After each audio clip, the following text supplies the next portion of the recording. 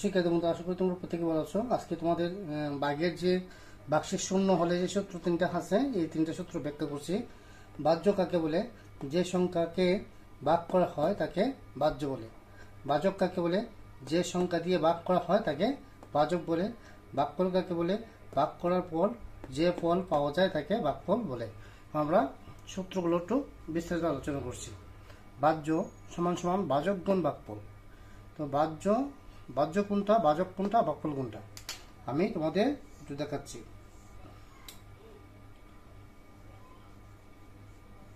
মনে করো এটা আছে কত? 15। এটা আছে 3। 3 পাঁচা কত হয়? 15। তো এই যে এই 15 সংখ্যাটা এগুলো কি বাহ্য। আর 3 পাঁচা কি দিয়ে ভাগ করছি? 3 দিয়ে ভাগ করছি। 3 পাঁচা 15, এটা ভাগফল।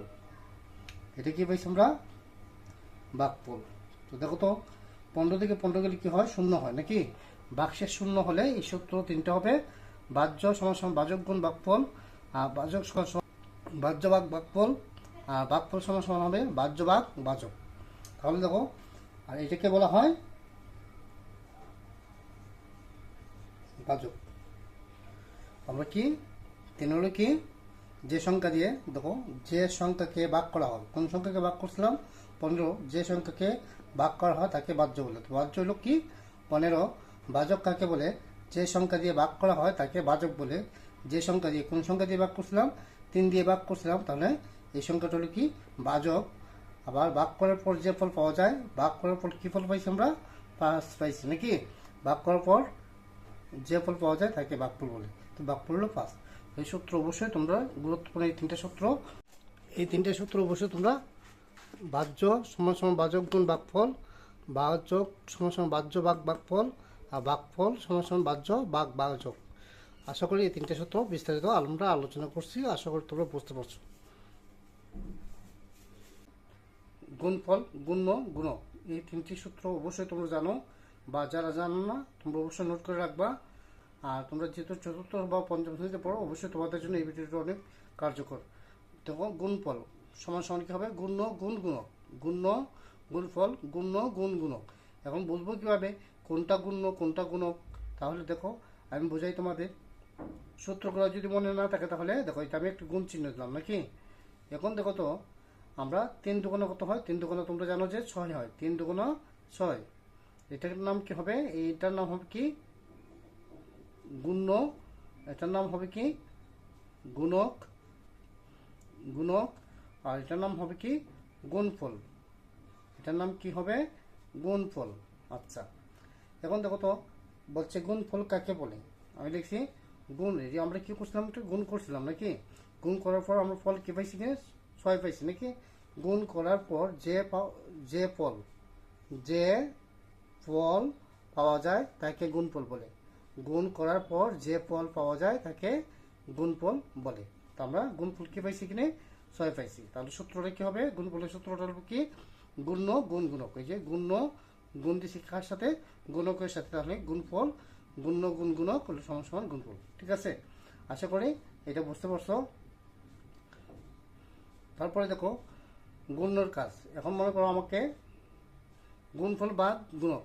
এখন গুণফল কত আছে মনে করো? গুণফল বা গুণক। ঠিক, আমি 6টাকে যদি আমি কি দিয়ে ভাগ করি? গুণক দিয়ে ভাগ করি। দেখো তো,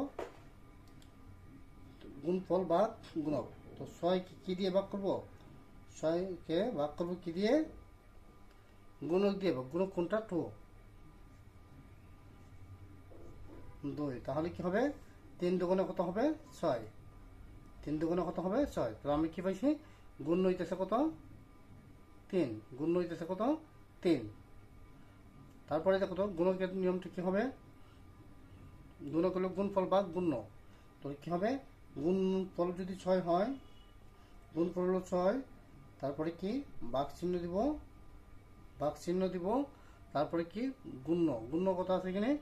3 আছে। গুণ্য আছে কত? 3। তো গুণ্য যদি 3 হয় তাহলে 3 দুগুণে কত হবে? 6। আর আমরা সূত্র অনুসারে তোমাদের এই ব্যাখ্যাগুলো বুঝাইছি। এখন দেখো, গুণ্য কাকে বলে? যে সংখ্যাকে, মানে কোন সংখ্যা? যে সংখ্যাকে আমার যেহেতু গুণ করা হয়, যে সংখ্যাকে গুণ করা হয়, কোন সংখ্যাকে? আমরা 3কে গুণ করছিলাম নাকি? যে সংখ্যাকে গুণ করা হয় কি দ্বারা গুণ করছিলাম? 2 দ্বারা গুণ করছিলাম নাকি? যে সংখ্যাকে গুণ করা হয় তাকে গুণ্য বলে। আবার গুণক কাকে বলে? যে সংখ্যা দিয়ে গুণ করা হয় তাকে গুণক বলে। কোন সংখ্যা দিয়ে গুণ করছিলাম? 2 দিয়ে গুণ করছিলাম, তো এটা তার গুণক। ঠিক আছে, যে সংখ্যা দিয়ে গুণ করা হয় তাকে গুণক বলে। আমরা কোন সংখ্যা দিয়ে গুণ করছিলাম? 2 দিয়ে গুণ করছিলাম। কোন সংখ্যাটাকে গুণ করছিলাম? 3কে গুণ করছিলাম নাকি? ও 3টা হলো কি? গুণ্য। আর যে সংখ্যা দিয়ে গুণ করছিলাম এটা হলো কি? গুণক। এটার জন্য লেখা হয়েছে যে সংখ্যা দিয়ে গুণ করা হয় তাকে গুণক বলে। আবার যে সংখ্যাকে গুণ করা হয় তাকে গুণ্য বলে। আবার গুণ করার পর যে ফল পাওয়া যায় তাকে গুণফল বলে। আশা করি এই ভিডিওটা তোমাদের অবশ্যই কাজে লাগবে। আর প্রত্যেকটি শিক্ষার্থীর জন্য যারা বেসিকগুলো ছোটোবেলা থেকে পড়াচ্ছ না, অবশ্যই আমার বেসিকগুলো ভিডিওগুলো অবশ্যই দেখবা। তাহলে শিক্ষার্থী বন্ধুরা এখন শিখবো আমরা বিয়োগফল কাকে বলে। বিয়োগ করার পর যে ফল পাওয়া যায় তাকে বিয়োগফল বলে।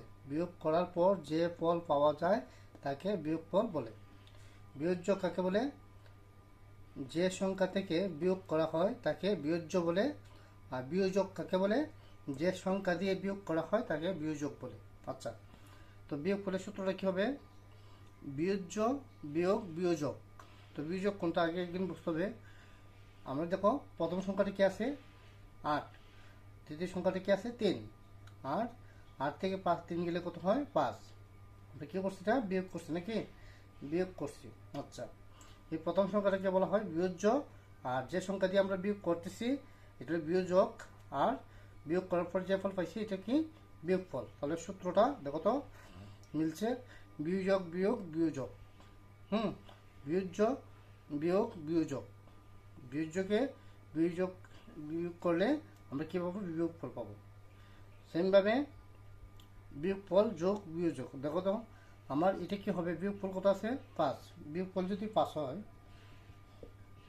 বিয়োগফল কত আছে কিনা? 5। বিয়োগফল দেওয়া আছে কত? 5। আবার এই সূত্রটা যদি মিলাই দেখো তো হয়নি, 3 হয় কিনা। বিয়োগফল কত আছে? বিয়োগফল আছে 5। আর বিয়োজক দেওয়া আছে কত? আছে কত? 3। 5 5 আর 3 যোগ করলে কত হবে? 5 আর 3 যোগ করলে কত হয়? 8 হয়। তাহলে আমরা বিয়োজ্য কত পাইছি? 8। ঠিক আছে, বিয়োজক কত হবে? বিয়োজ্য বিয়োগ বিয়োগফল। বিয়োজ্য কত আছে? বিয়োজ্য কত আছে? 8। 8 থেকে আমরা কি বিয়োগ করব? 8 থেকে বিয়োগ করবো কত? বিয়োগফল। বিয়োগফল কত আছে? 5। তো বিয়োগফল যদি 5 দেওয়া থাকে তাহলে 8 থেকে 5 গেলে কত হবে? 3। আশা করি তোমরা এই সূত্রগুলো বুঝতে পারছো। আর তোমরা অবশ্যই নোট করে রাখবা।